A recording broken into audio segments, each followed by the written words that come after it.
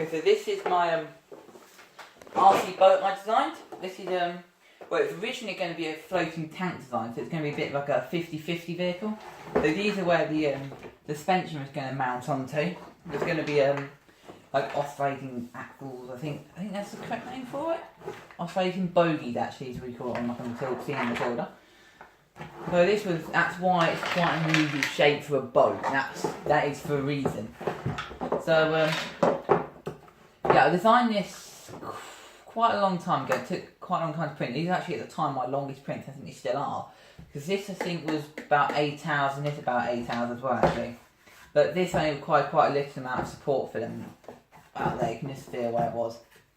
So the original story of this basically went back to, I was originally planning on designing something like quite a small tank, and I was actually walking my dog at the time, and I noticed that there was quite a lot of puddles around walking, and I thought, wouldn't it be great to design a tank which I could drive around the field, and I obviously then drive through the puddles, and have big motors on which can also like give it some speed. And I thought about it would be great to go on like a beach or whatever because I'm driving the sea. So I set to, designed it, it didn't take very long, as you can probably see, and I thought it would look quite good. So I printed these off, and printed off, I think about 40 track links until I realised that the track system I devised was pretty rubbish. It was based on the quite good Lego Technic system, but when 3D printing it required a pin and the track links, but unfortunately the original ones I printed were quite good, but when I updated the Cure I don't know what setting quite right, I think the speed is too high. And on the backs where they actually linked in, it under its screen ghosted a bit. So when I pulled one, it just broke. And I realised I printed about 30 of them ones, which were all the same. So obviously that wasn't very good. I decided the tank system was rubbish. And I thought, let's just build it into a boat.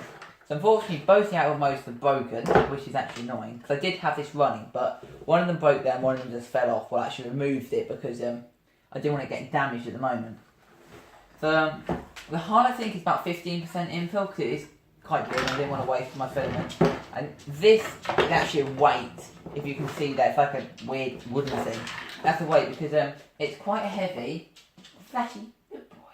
Is it? It's quite heavy and it gives the boat a bit of weight because otherwise it sits like that, but the motors aren't long enough. So they don't actually go down far enough into the water, so it doesn't work. So obviously that's annoying, so I put the weight in it so it sits quite like that. Unfortunately, the way I designed it, the water almost has to be up to about here before it actually will work properly.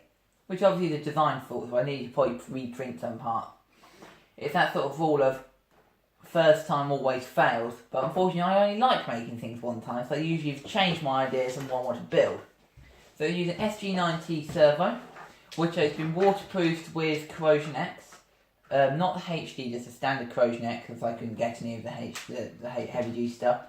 But yeah, the Corrosion X has worked wonders. Nothing is broken. I even had the RC receiver completely submerged. So I did an ESC with hot glue in the end to try and keep the water out waterproof. Drone motor, SG90, and my receiver, and I put them all into water. All work perfectly fine, even when they're under the water, which obviously is good when you're building a boat, which I have made, which is probably going to sink at some point. So I painted it in this tar primer, which obviously is to stop the PLA from rotting if it gets like pondweed or anything on. So for the propulsion on it, I used two 2300 kV drone motors, and I'll go and get the propellers now. So these are the propellers I used.